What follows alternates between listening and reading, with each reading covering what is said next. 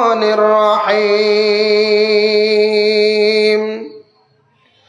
وقضى ربك ألا تعبدوا إلا إياه وبالوالدين إحسانا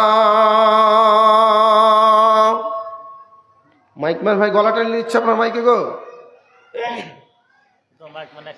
ভাইয়া আমার আল্লাহ তাবারাক ওয়া তাআলা বলছেন যে তোমার রব বলল, তোমার আল্লাহ ঘোষণা করে দিল, তোমার প্রভু বলে দিল যে তোমরা আমার ইবাদত করো, তোমরা আমার ইবাদত করো।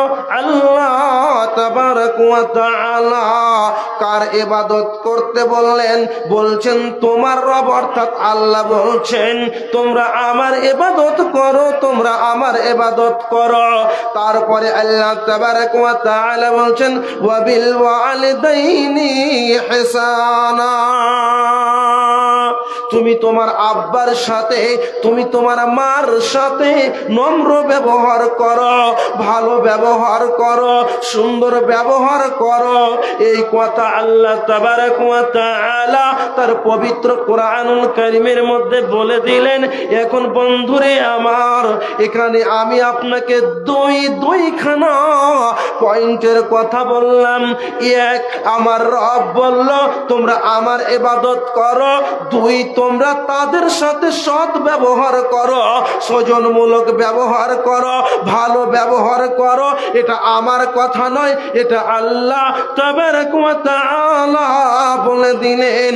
এবার আল্লাহ তাবারাক ওয়া তাআলার নবীজিকে জিজ্ঞেস করছেন, নবী মুহাম্মদ সাল্লাল্লাহু আলাইহি ওয়াসাল্লাম, আপনি আমাদেরকে বলে দিন আমরা ইবাদত করব কার?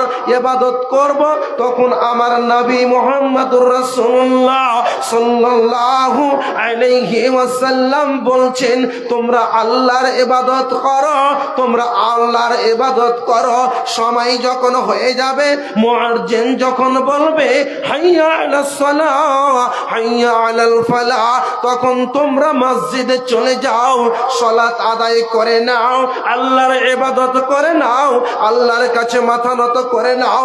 এবার তুমি তারপরে আমি রাসূলুল্লাহ সাল্লাল্লাহু আলাইহি ওয়াসাল্লামকে জিজ্ঞাসা করলাম, নবী মুহাম্মদ সাল্লাল্লাহু আলাইহি ওয়াসাল্লাম, আপনি আমাদেরকে বলে দিন আমরা কি ইবাদত করব?